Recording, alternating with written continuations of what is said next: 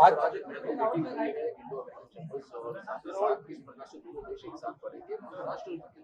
उसमें कितना रोल रहेगा?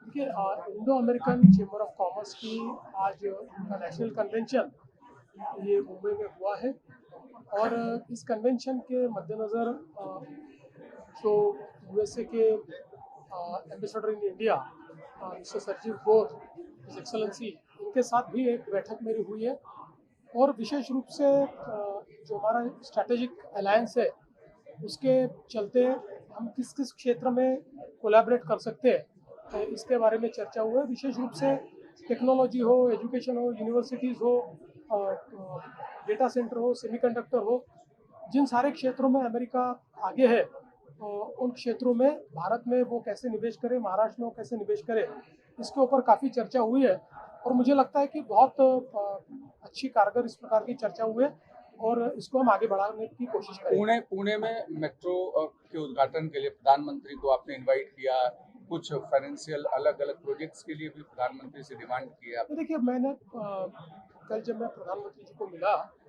तो पुणे की जो हमारी शिवाजी नगर टू हिंजवड़ी ये जो मेट्रो है ये अब करीब करीब कंप्लीट हुई है और उसका एक पार्ट हम लोग ओपन कर सकते, मेजर पोर्शन ओपन कर सकते हैं। उसका टेस्टिंग चल रहा है और टेस्टिंग के बाद उसको ओपनिंग करना है, इसलिए मैंने एडवांस में प्रधानमंत्री जी को उसका निमंत्रण दिया है। आई एम वेरी होपफुल कि प्रधानमंत्री जी आएंगे। So Maharashtra FDA is in news all over the country about the action taken up by the Maharashtra FDA. So, sir, as the Chief Minister of Maharashtra, sir, what do you think that about their continuous action and which has created a lot of buzz across the country? मुझे लगता है कि बहुत अच्छी action हो रही है। देखिए, पहली बात तो यह है कि फूड एडल्ट्रेशन या किसी भी प्रकार से जो हमारे फूड के मानक है इनको जब कोई ब्रीच करता है तो उसके कारण लोगों की जान को खतरा होता है, लोगों की हेल्थ को खतरा होता है, इसलिए इसमें स्ट्रिक्ट एक्शन की आवश्यकता थी और वो एक्शन हो रही है। मुझे बहुत खुशी है कि इस प्रकार की एक्शन हो रही है और ये एक्शन कंटिन्यू रहेगी। महाराष्ट्र 20वीं सबसे बड़ी इकोनॉमी के तौर पर एक पूरे वैश्विक स्तर पर जा रहा है, इसे कैसे देखते हैं, खासकर फॉरेन इन्वेस्टमेंट? अगर हम आंकड़े देखें तो महाराष्ट्र की अर्थव्यवस्था ये देश में 20वें, दुनिया में 20वें नंबर पर है। मतलब महाराष्ट्र अगर अलग देश होता तो 20वीं सबसे बड़ी दुनिया की अर्थव्यवस्था वो बनता।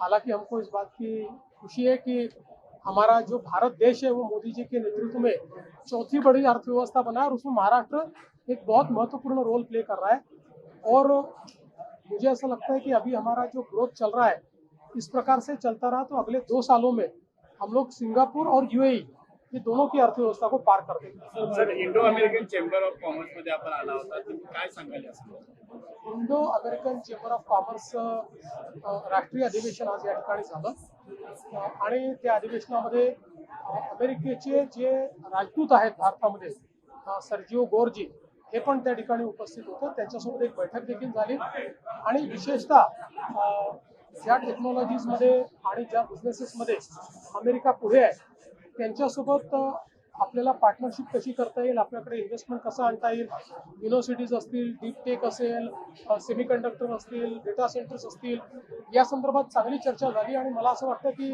पुढच्या काळामध्ये चांगल्या पद्धतीनं त्यांचीही अपेक्षा आहे आणि इच्छा आहे की महाराष्ट्रासोबत आणि आपल्या बिझनेससोबत कोलॅबरेट करून इथे एक मोठी इकोसिस्टम डेव्हलप करायची त्यांची इच्छा आहे।